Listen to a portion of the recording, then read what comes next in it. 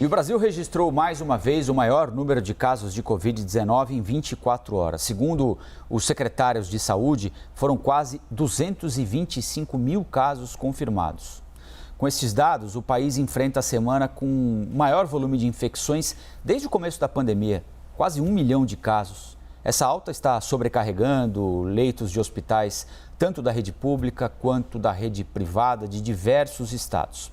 Nós vamos conversar agora com a infectologista Miriam Dalben, do Hospital Sírio-Libanês. Doutora, bom dia, obrigado por atender a CNN. Bom dia, Rafael. Bom dia, Elisa. É um prazer estar aqui.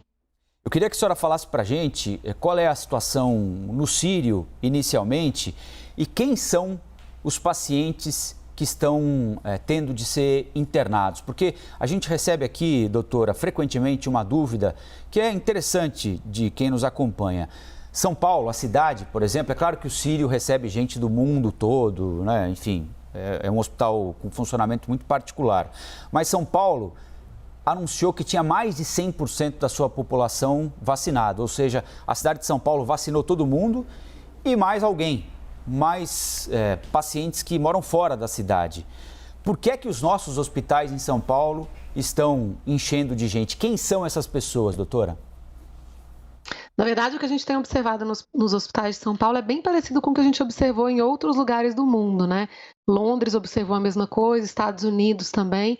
Então, a gente vê que a maior parte das pessoas que internam e precisam de um leito de UTI, né, de terapia intensiva, são principalmente pessoas não vacinadas ou pessoas que têm alguma comorbidade que faça com que a resposta à vacina seja menor.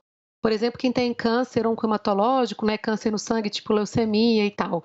Os pacientes vacinados, eles têm internado também, né, proporcionalmente é bem menos, mas o que a gente observa é que os quadros clínicos que a gente pega são muito diferentes daqueles quadros que a gente pegava na outra onda. Então, a gente interna, às vezes, pacientes vacinados, eles usam poucos dias de oxigênio, normalmente eles não precisam de um suporte de oxigênio, um suporte para respirar muito mais complexo, né? Acabam não precisando de ir para o leito de terapia intensiva e o giro de leito é bem mais rápido, né? Então os pacientes melhoram muito mais rápido e vão embora. Então realmente quem a gente vê com aquele padrão de infecção de ir para UTI, ficar internado muito tempo, são os não vacinados. Doutora, a gente tem ali, está até aparecendo na tela o registro, não é, de mais de 200 mil casos em 24 horas. E o último registro foi no número de óbitos, de mortes, foi de mais de 600 mortes. Observando esse cenário, a gente pode ter algum sentimento de, mesmo que estejamos muito elevados no número de infecções, não precisamos ficar tão apavorados quanto antes, porque o Brasil já chegou a 4 mil mortes e o número de infecções não era um número tão elevado, diferentemente de agora. Como é que você observa essa equação entre casos e mortes? Interessante, né, Elisa? Porque a gente está vendo acontecer no Brasil mais ou menos o mesmo fenômeno que aconteceu na África do Sul e que a gente viu acontecendo na Europa e que está acontecendo nos Estados Unidos. Então, se a gente compara a nossa curva com a da África do Sul e de Londres, por exemplo, né, a África do Sul já terminou com a onda e Londres está bem à frente da gente na onda, a gente tem, como é uma cepa mais transmissível, a gente tem um grande número de casos ao mesmo tempo, então é isso que você falou, né, a gente bateu o recorde aí de número de casos diários e essa onda ela está bem mais alta do que as ondas anteriores, mas proporcionalmente o número de hospitalizações e de óbitos ele é bem menor do que nas variantes anteriores, nas ondas anteriores, né? Então eu acho que isso vai se repetir.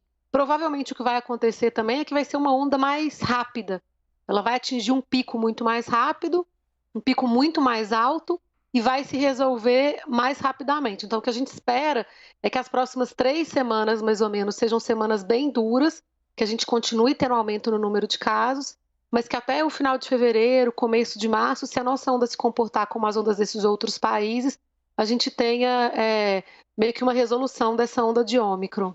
Doutora, como é que tem sido para as crianças que só começaram a serem imunizadas agora, né, no final da semana passada, no fim de semana, então não deu tempo nem da primeira dose ainda fazer o efeito desejável? A senhora tem visto mais crianças chegarem ao hospital e em que condições?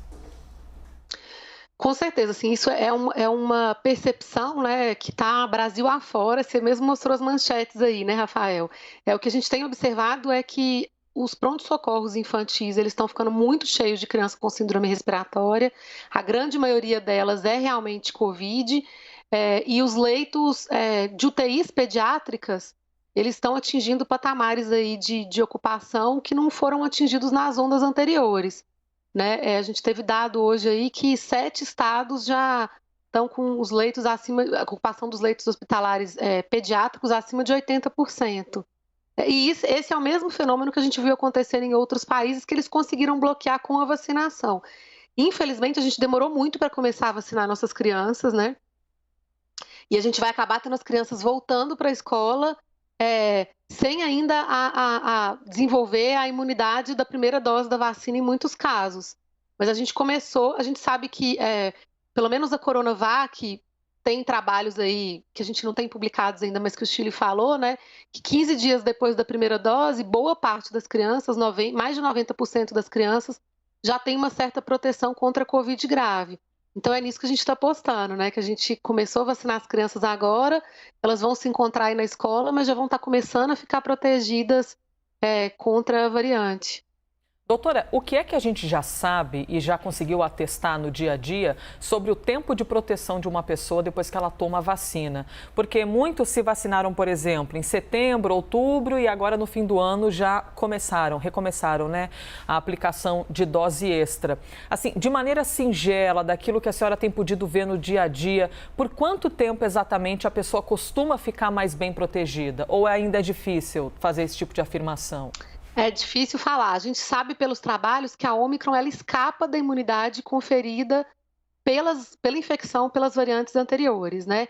E a gente sabe que para você ter uma proteção maior contra as formas graves da Ômicron, o ideal é que você tenha a dose de reforço, que é a terceira dose.